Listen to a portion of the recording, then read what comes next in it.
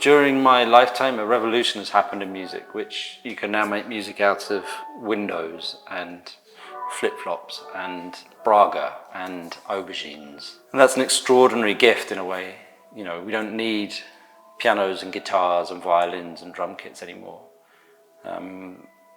Of course, they're amazing instruments, and we can use whatever we want, and it doesn't make one music better than the other. But everything that makes a noise is now available to us to make music with, and it raises all sorts of ethical questions. You know, so for example, if I'm making music out of a pig being killed, is it appropriate to turn that into music or not? Is it fair? Or if I was once sent somebody being shot, sound of someone being shot, and I didn't have their consent, is it okay to make music out of it? You know, what's different about that to video or photography of a war journalist? It sort of moves music into really interesting and complicated and difficult ethical territory.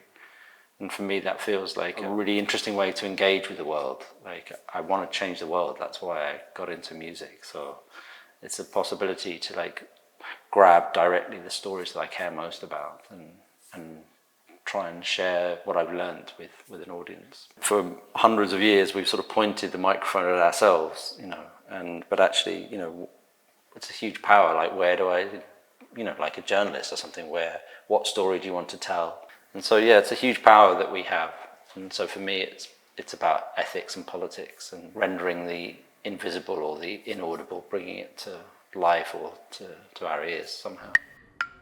One of the hardest things to achieve when you're writing your own music is atmosphere or like story. Sometimes as an artist you can get a bit lost, like, why am I doing this? What's it for? What material should I use? When you're working to picture, there's a lot of those decisions have already been made, so it can't just be your ego or your ideas. It has to be complementary to what's already there. On the surface it seems quite mundane, the film, like not a lot happens. You just see a lot of people on the street in different locations around Lisbon. So it's really about an unknown people in a city. And actually, like, at that time there was a lot of refugees from Nazi Germany. And so there's a sense of, are these refugees or are these normal Lisbon residents going about their day?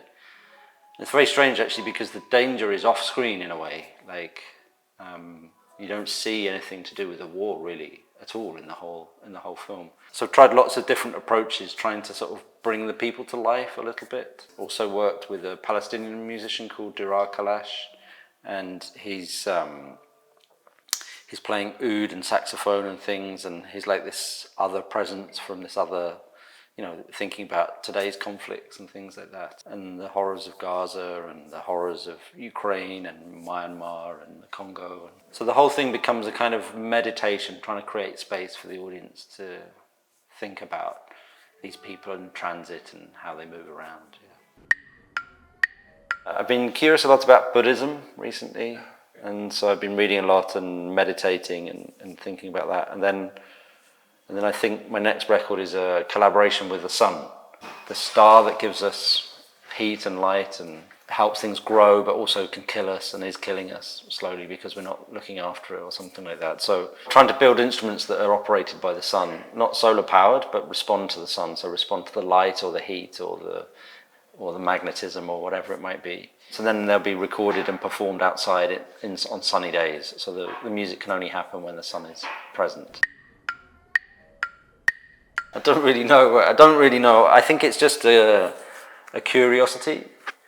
And also I was raised in quite a moral household. Like, my grandfather was a conscientious objector during the war. What I inherited from that was a sense of fully understanding maybe not fully understanding when I was younger, but understanding that my privileges, you know, privileges of safety, privileges of gender, privileges of ethnicity, wanting to just make the world better for other people, you know, not just sort of kind of promote myself, or not just be like a brand and not just make one thing. The reason Coca-Cola is successful is they make one thing and they just do it again and again and again and again, you know. And that's kind of the thing, like U2 is like that in a way, you know, or Coldplay, or these have this kind of sound and they just do it again and again and refine it. And for me, I'm much more interested in like how how can I interact with the world that shares the space and shares the stories. And, you know, I love club music because of its political past, of it being a safe space for different bodies and different genders. And I love jazz for its freedom and its improvisation.